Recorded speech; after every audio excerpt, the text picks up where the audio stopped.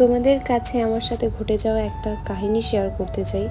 সেটা হচ্ছে, আমি জানতে চাই যে 200, 250 বা 300 টাকার মধ্যে কে দুথা কেক সেল করে। আমার জানা মতে তো সেরকম কেউই সেল করে বলে আমার মনে হয় না। যদি তোমরা কাউকে চেনে থাকো যে 200, 250-র মধ্যে দুথা কেক সেল করে, আমাকে প্লিজ একবার জানিও।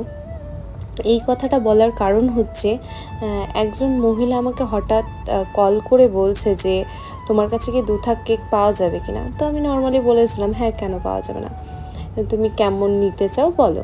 তো বললো আমি কেকে কাস্টমাইজ করতে চাই, মানে এরকম এরকম ডিজাইন করতে চাই, কত পড়বে। তো আমি যত হয় তত বলেছিলাম, আর তাও আমি জিজ্ঞাসা করেছিলাম যে কত পাউন্ডের মধ্যে বা কী।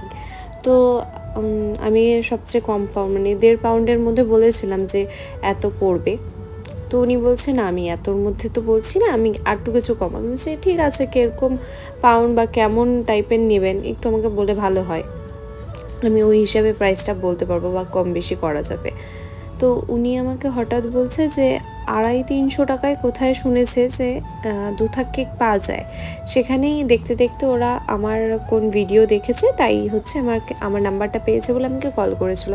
আমি জানতে চাই, কাকিমা আপনি কি সত্যি কেক নেওয়ার জন্য কল করেছিলেন, নাকি এমনি আপনার সময় কাটছিল না বা গল্প করার জন্য ফোন করেছিলেন?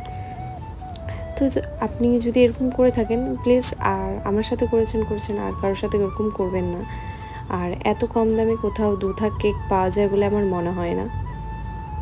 যাই হোক, তোমাদের সাথে একটা স্টোরি শেয়ার করতে করতে আমার এই কেক ডেকোরেশনটাও কমপ্লিট হয়ে গেছে। আর যারা আমার ভিডিও আলিপুর থেকে দেখছো, তোমরা চাইলে আমার থেকে কেক অর্ডার করতে পারো। আর অর্ডার করার জন্য স্ক্রিনে দেওয়া নাম্বারে আমার সাথে কন্ট্যাক্ট করে নিও। আজকের জন্য ভিডিওটা এতটুকুই।